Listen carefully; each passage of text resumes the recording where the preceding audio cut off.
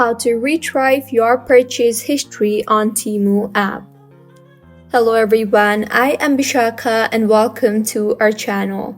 I will take you through the step-by-step process on how to retrieve your purchase history on Temu app. Now, let's get right into the tutorial. Firstly, go ahead and open the Temu application and make sure you are signed in, and if not, then go ahead and sign yourself in. Now, tap on the U option on the bottom center of your screen and further tap on the Your Orders option. Now, in the interface that you will be led to, you will see various tabs such as All Orders, where you will be able to find all of your orders.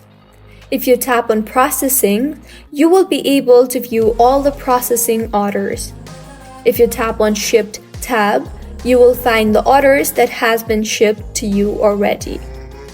If you find On Deliver, you will be able to view all the orders that has been delivered to you. Now, in this particular tab, you will be able to find the information about your purchase history. You can get all the information regarding your purchase, which includes information such as the item you have purchased and also the date of purchase and other required details.